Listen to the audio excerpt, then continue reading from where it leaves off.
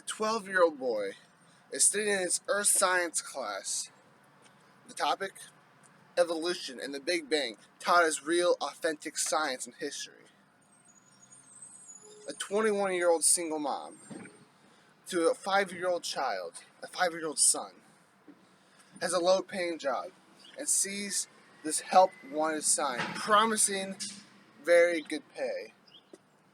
Taught by the world, she believes that money is what brings happiness.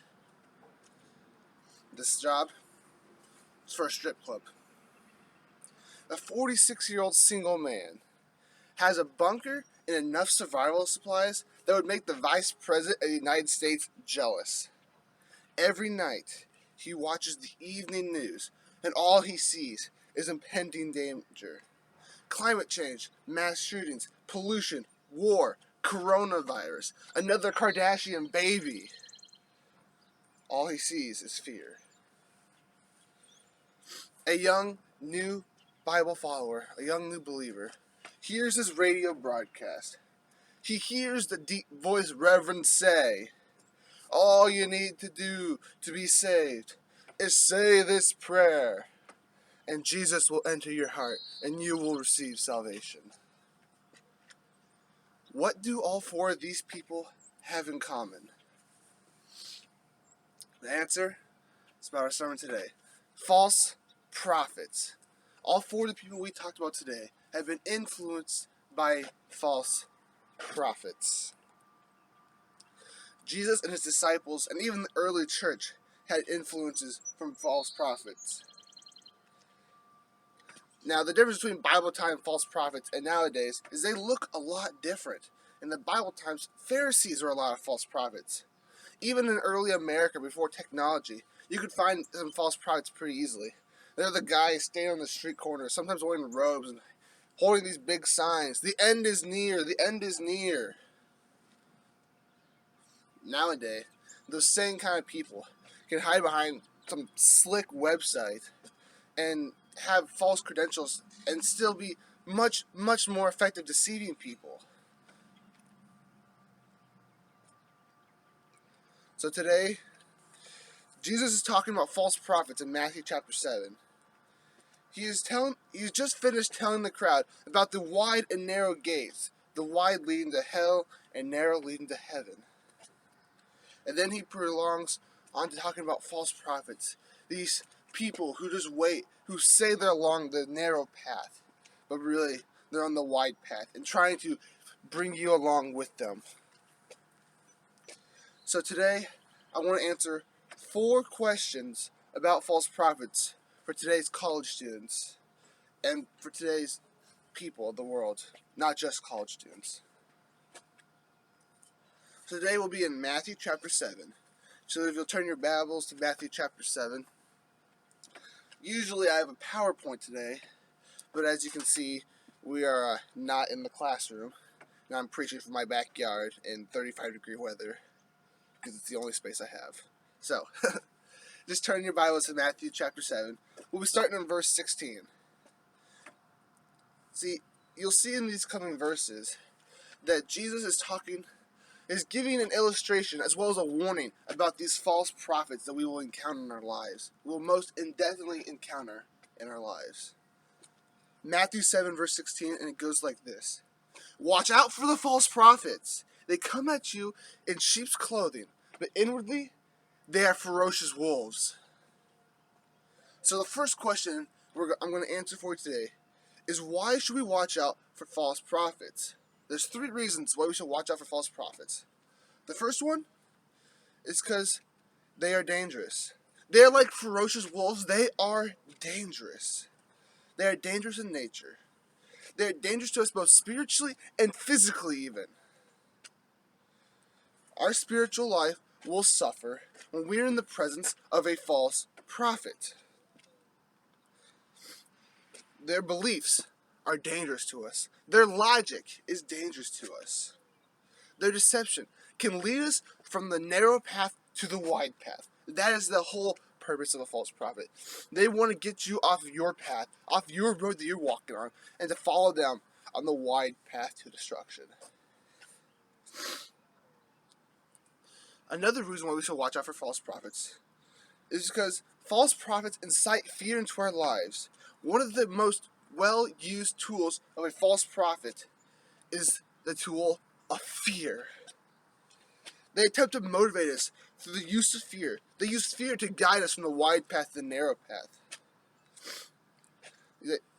Fear is their most well-used tool. Beware for the use of fear. Danger, danger. The oceans are rising. Danger, danger. Come join me on the path of fear. Hey, you know that sin you had to your boy or your girl? Your church family will never allow you to come back. Danger, danger. Come join me on the path of fear.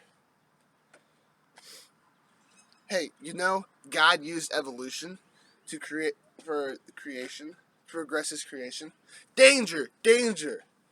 You are no longer useful. You have no longer a purpose. Come join me on the path of fear. Danger, danger. The oceans are rising. Come join me on the path of fear. If it was only that easy to identify a false prophet, but it goes much deeper than that. It is much more difficult to identify a false prophet in our lives. The third reason why we should beware for false prophets is because they never claim to be who they say they are. They are hypocrites. I'm going to read again about false prophets. Matthew 7:15. Watch out for the false prophets. Watch out, because they come at you in sheep's clothing, but inwardly they are ferocious wolves. They come at you in sheep's clothing, but inwardly they are ferocious wolves. That reference kind of makes sense to us. Obviously, this guy's not a sheep. He's wearing sheep's clothing. He's just a wolf. He's trying to look like a sheep. That makes sense to us now. But what does that look like really in our lives? How do we identify the hypocrisy and deception of a false prophet, of a human false prophet, not the wolf? And you know what? That's the perfect transition into our second question that's going to be answered today. Who are the false prophets for college students today? That's the second question. Who are the false prophets for college students today? To answer that question, in my summer prep, I broke down the answers into two categories. We have the fear mongers, which we already talked about a little bit today, and then we got the authority figures. Now, before I start digging in deep onto why I came up with these two different categories, know that not all authority figures and not all fear mongers or teachers are false prophets, but they very, very likely can be. So I kind of broke them down to those categories to make it simpler to understand. It's up to you to decide who's the fake and who are the real deal. Some of the fear-mongering false prophets in our lives could be journalists, politicians, news anchors, scientists, or authorities of different religions and denominations. Politicians telling us that our country can be so much better if it was run this way or their way, instead of the way of their idiot opponent in their general election. Or scientists telling us that this coronavirus could kill half the world's population in a way that Thanos and his Infinity Gauntlet never could. Or you could have a preacher or teacher of a different religion or denomination telling you that I have studied the scriptures, he said. And you know what? The world's going to end April 9th, 2020 at 4:15 and 46 seconds. So you don't have to pay federal taxes this year. So, just close your eyes and raise your hands if you want to be saved. See, these are many of the ways that everyday people like you and me can be deceived by fear-mongers. They use fear to scare us. They use fear to get us off our path onto their path. It is a scary thing of what people try to convince us of. Fear is a powerful, powerful motivator in our lives, especially if you're away from God. If you are not in the blood of Christ, fear is the most scary thing out there. It is your most powerful motivator because you have not experienced the true love which motivates you onto the right path. The other category we discussed of where false prophets could be are authority figures in our lives. These people can be teachers, professors, preachers, employers, mentors, leaders in churches or colleges, or any aspect of your life where there could be a leader, where you can be under someone. See, these people can be a little harder to identify than the fear-mongers of the world. They can often be closer to our hearts, people whom you've known this way, but could have changed over time. Just because they were once not a false prophet doesn't mean they'll always not be a false prophet. See, these false prophets can be a little harder to admit or identify in our lives. They misuse their authority and power as a way to deceive their subjects.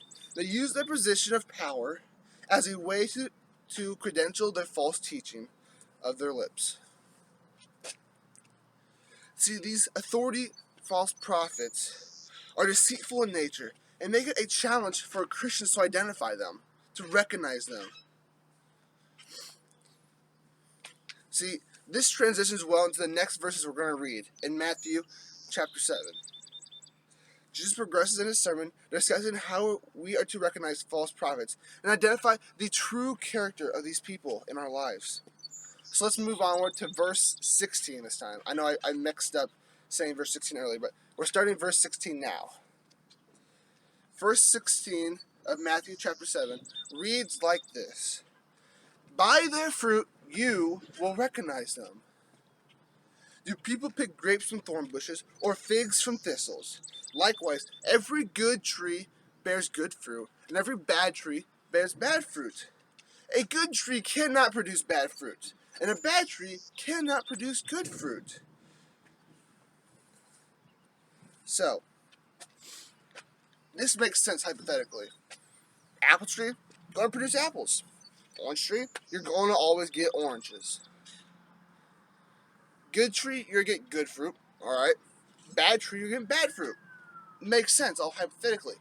But the third question here is, what does this look like in our own lives? How do we identify these false prophets by their fruit? What does that mean? I understand fruit now, but what does that look like in a false prophet's life? How do we identify that? Thus, by their fruit, you will recognize them. He's talking to both you guys and us, and also the current people of his time. This is a general you. Thus, by their fruit, you will recognize them. Jesus is saying here, hey, if you want to protect yourselves from these false prophets, then you need to recognize their fruit. How do you do that? What does Jesus mean by fruit? I don't see a lot of people around, having oranges grow off their arms.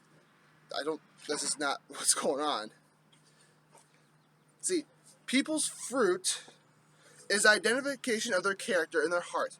That's what people's fruit is. The identification of their character and of their heart. The actions and words of these people is their fruit. Their actions and words are what tells their fruit. It's not just their actions that they have around you, but the actions in their everyday lives. In every aspect of their lives, their actions and words tell of what their fruit is. Good fruit, bad fruit. Every good tree will bear good fruit, and every bad tree will bear bad fruit. So what does this look like in our lives as college students?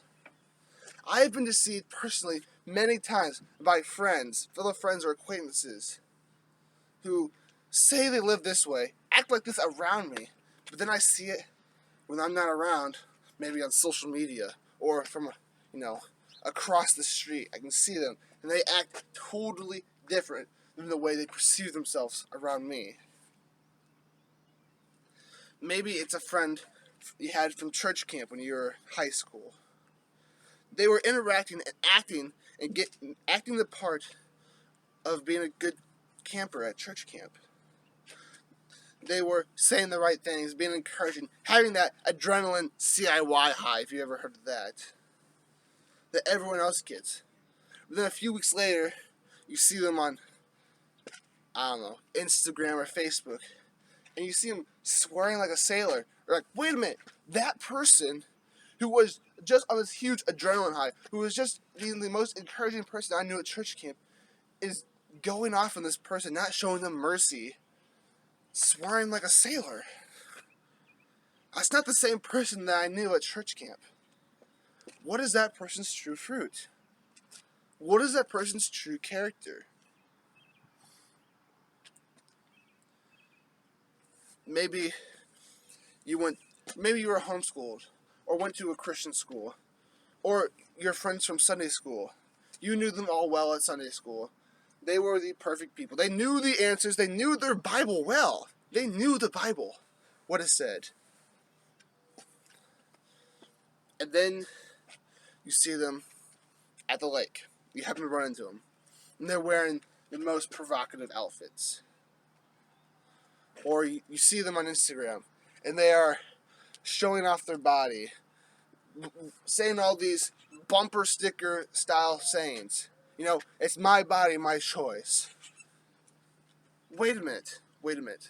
This person from Sunday school, or from your little Christian school, is not the same person you were just meeting a second ago. What changed? What is their true character, their true fruit?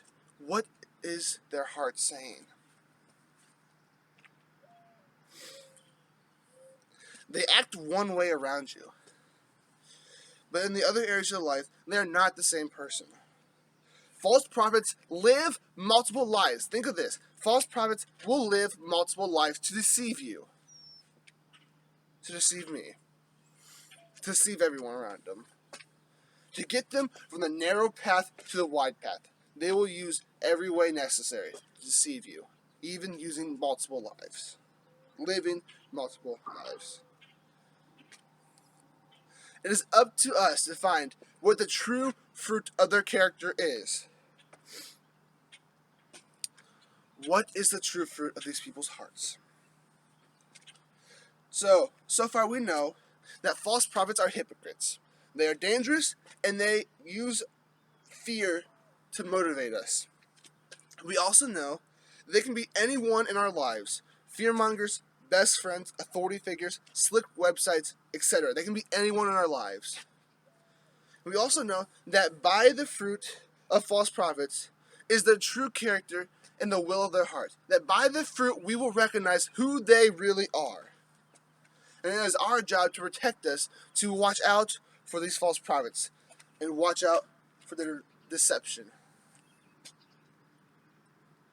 So, the fourth question is coming now.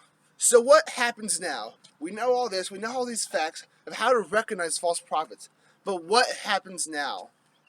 How do I apply this to my life? Let's continue on with the rest of the passage. Matthew chapter 7, verse 19 and 20. It reads like this. Every tree that does not bear good fruit is cut down and thrown into the fire. Thus by their fruit you and me will recognize them. Thus by their fruit you will recognize them. See, Jesus is issuing a warning right here to everyone, not just the false prophets. Notice the wording of his phrase. Every tree that does not bear good fruit will be cut down and thrown into the fire. Thus by their fruit, you and me, we will recognize them. You see, he didn't say that every tree bearing bad fruit will be cut down. No. He one-ups us completely. He says, every tree that does not bear good fruit will be cut down and thrown into the fire. Thus, by their fruit, you will recognize them. You see, in this passage, we often read it as if there's two types of trees. A tree that produces good fruit, and a tree that produces bad fruit. There's actually three trees in general that Jesus is talking about here. A tree producing good fruit, a tree producing bad fruit, and a tree that does not produce good fruit. Two of the three trees don't get a happy ending. Two of those three trees do not end up on the narrow path of life. two of those three trees are bound for a different destiny. See, in many of his sermons and teachings, Jesus is always looking for full commitment. You see it all the time through his teachings. And that phrase right there, every tree not bearing good fruit, is his way of kind of playing that commitment card. Hey, I know many of you are not going to be the deceivers, the false prophets, the people having bad fruit. But you can't just be sitting around not producing good fruit either. You either produce bad fruit or good fruit. If you produce no fruit, your destiny is the same as those who produce bad fruit. There is no difference.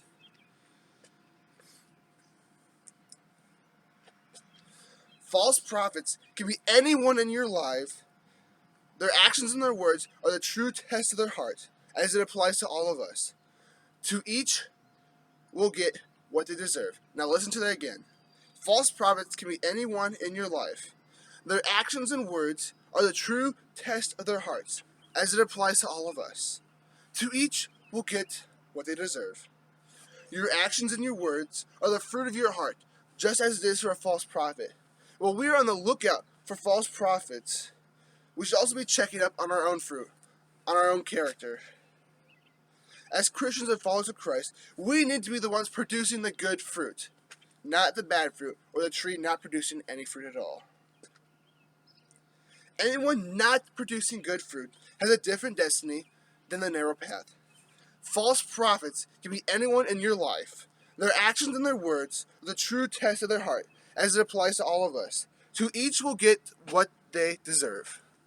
Thank you.